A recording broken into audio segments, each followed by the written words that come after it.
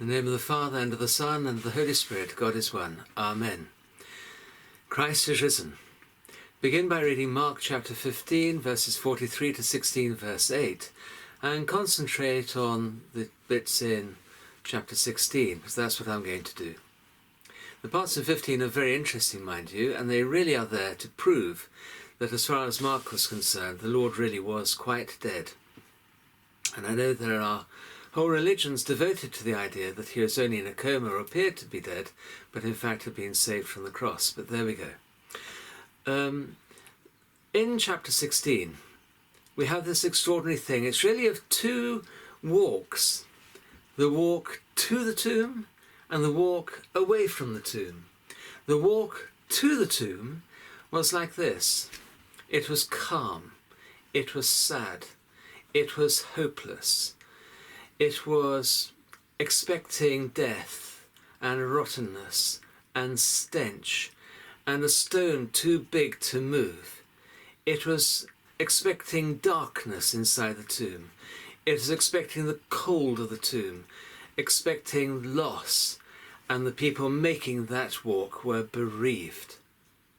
They had in their hands spices, and they had in their hearts fear and problems and the feeling of destitution.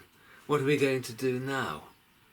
But they were doing what they could, which was bringing spices to the tomb to place onto the rotting body of their master. The men, meanwhile, were too frightened even to do that. They were hidden away. They had stuck their heads, as it were, into the sand with the hope that something would happen, but they didn't know what. And when they arrived at the tomb, the first thing they discovered was one of the problems they expected was no longer there. The stone had been rolled away. And they look into this tomb, where, as I said, they're expecting all these other things. And what do they find instead of their expectation?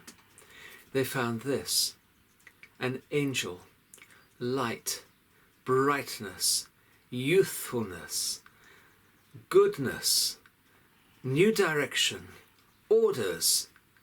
And in the message to Peter, they also found forgiveness. The exact opposite of what they had been expecting. That death and rot and stench and the stone and the darkness and cold, the loss and bereavement, all gone and all forgotten. And what did they do with it? Well, it says in Greek, trembling and ecstatic. They were that means they're outside themselves, bewildered. They didn't know what was happening. It didn't make sense. Nothing made sense anymore. And actually, with the resurrection, keep in mind that everyday life doesn't make sense anymore. There's no sense to it. We are outside ourselves. Things are no longer what we expect. Things don't happen in a logical, ordered way. You know, if you go to the tombs, you expect to find dead people there. It did their heads in, as people often say in this country. My head's done in. And their heads were done in. And they ran away, full of fear. Now, at the moment in this country, an awful lot of people are like those women walking calmly to the tomb. With this virus and with these problems at the moment, and the horrific economic situation, not just here but throughout the world. It's as if there's a huge world war going on, and there is, against some little tiny thing that we can't see. Not with our eyes anyway, not even with a microscope. You need to have an electron microscope to see this thing. And their hearts are full of the ideas of death and rot and stench and poverty and darkness and cold and loss and bereavement of their old lives. And we're trying to find ways to cover up that, as it were, the spices. And we're wondering, what are we going to do now? Who's going to roll away the stone in front of this tomb for us? But actually, the message of Pascha is this: where you expected to find death, there is life. Where you expected to find rottenness, there is growth. Where you expected to find a stench, there is perfume. Where you expected to find a stone, there is an empty and now glorious tomb. Where you expected to find darkness, now there is light. Where you expected to find the coldness of death, there's now the warmth of life.